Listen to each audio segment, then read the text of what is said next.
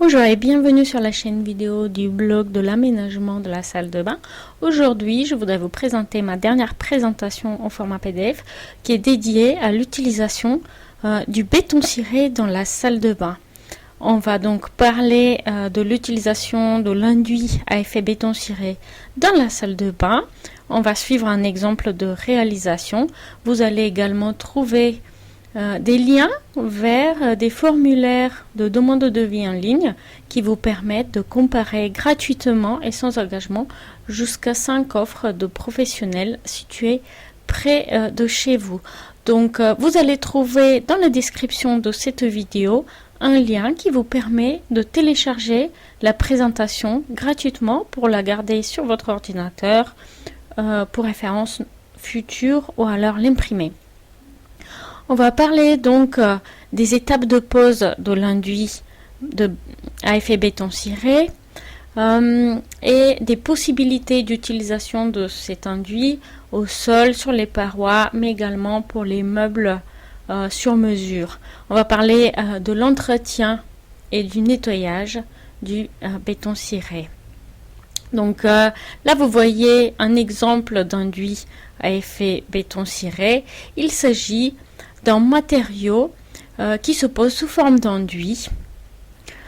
Il peut être posé sur un grand nombre de supports, en rénovation comme un aménagement neuf, et l'épaisseur de cet enduit est de 3 à 4 mm environ.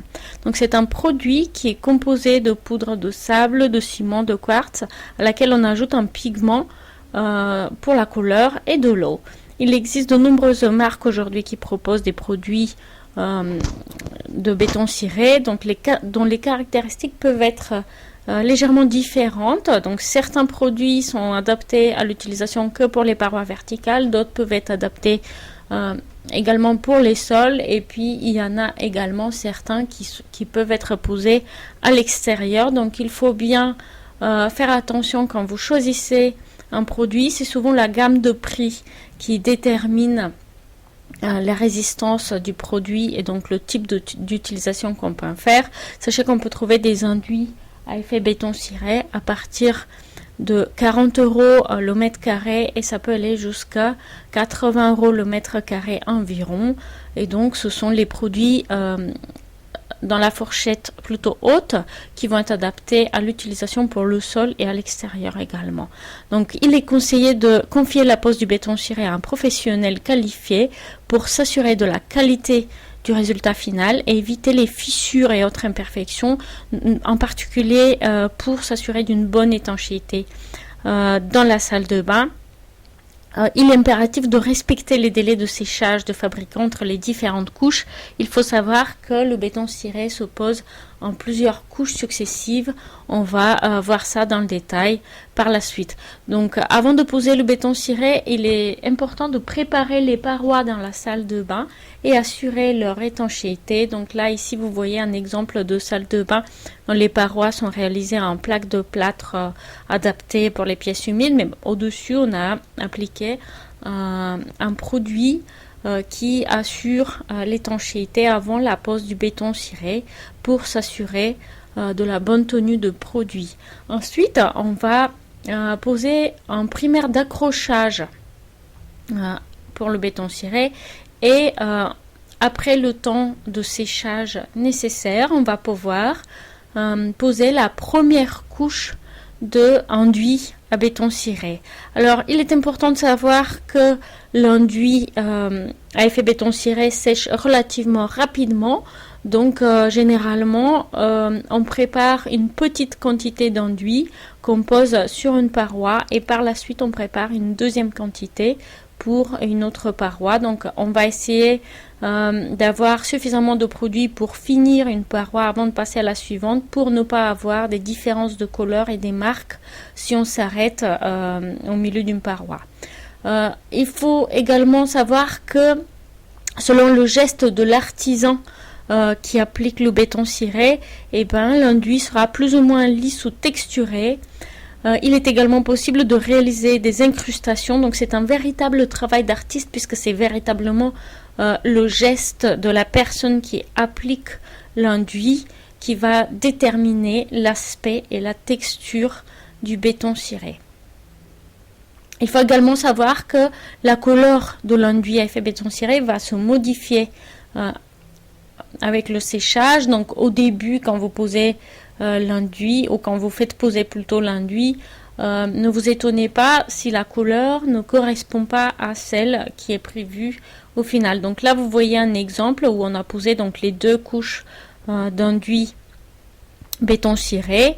Et donc l'enduit est prêt pour poser le bouche-port. Donc le bouche-port est un produit qui permet de réduire la porosité du béton ciré. Donc là vous voyez les mêmes parois après la pose de bouche-port. Vous voyez des traces blanches sur les murs. Alors il ne faut pas s'inquiéter, c'est parce que en fait le bouche-port laisse en effet des traces blanche avant le séchage, mais par la suite, s'il a été bien tiré, bien étalé, ces traces blanches vont disparaître. Par contre, si vous avez appliqué une couche de bouche-port trop épaisse, et ben vous allez avoir ces traces blanches qui vont rester même après le résultat final. Donc une raison de plus de faire poser ce produit par un professionnel expérimenté qui va savoir bien doser le produit pour à la fois s'assurer de son efficacité et éviter les traces désagréables. Donc là, c'est la même salle de bain à la fin de la pose de la couche de finition. Donc après le séchage du bouche-port, on va poser 2 à 3 couches de vernis de finition qui assure l'étanchéité du béton ciré et qui va donner son aspect en fonction donc de la finition voulue, mat, satiné ou brillant. C'est aussi en fonction de l'utilisation de la pièce, puisque dans les séjours aux chambres, si vous posez un béton ciré, il peut avoir une finition plus mat, mais dans la salle de bain, souvent vous allez avoir une finition satinée ou brillante qui va permettre d'assurer l'étanchéité. Donc comme je vous disais, la couleur et l'aspect du produit va évoluer pendant la pose. Donc là vous avez vu comment au fur et à mesure de l'avancement des travaux, la couleur du produit a pas mal évolué, et notamment la couleur foncée. On passe d'un brun très chaud, marron ici, vers quelque chose de beaucoup plus gris à la fin, après la pose du vernis de finition. Le béton ciré peut être posé sur les parois verticales, mais également au sol. Par contre, il est important de savoir qu'on ne peut pas poser le béton ciré sur un sol en bois ou en parquet, puisque ce sont les matériaux le bois massif est un matériau qui bouge, et donc vous allez impérativement avoir des fissures. Par contre, vous pouvez faire des petites estrades, comme ici vous voyez à la sortie d'une douche. Il y a une petite estrade qui a été réalisée en CTBX, qui est un produit de bois aggloméré, donc qui va avoir une stabilité beaucoup plus importante. Il est adapté également à l'utilisation dans les pièces humides, et donc là ce matériau a pu recevoir une finition en béton ciré. Il est également possible de faire réaliser des meubles sur mesure, puisque le béton ciré est un produit qui peut être posé sur le bois aggloméré comme je l'ai dit, mais également sur le béton cellulaire. Donc on peut faire des créations sur mesure, des meubles pour la salle de bain et même des vasques, des plans de toilette qui vont recevoir un enduit béton ciré. Mais alors là, il est vraiment conseillé de faire réaliser ces travaux par un professionnel, puisqu'il faut vraiment faire une pose impeccable. Il est important de noter également que le béton ciré nécessite un entretien régulier. Donc il est impératif de maintenir l'étanchéité du produit en bon état, et pour cela il faut renouveler les joints silicone dans la salle de bain régulièrement en cas de besoin. Et il faut également renouveler la couche de finition, le vernis de finition.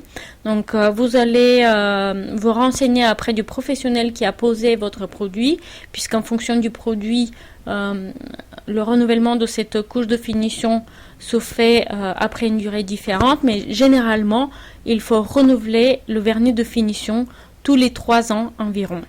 Le calcaire se dépose sur le béton ciré tout comme sur les autres revêtements de la salle de bain, et donc il faut le nettoyer. Par contre, il est conseillé d'éviter les produits agressifs et l'eau de javel pour le béton ciré, donc vous pouvez privilégier les produits naturels comme le vinaigre blanc et le savon noir.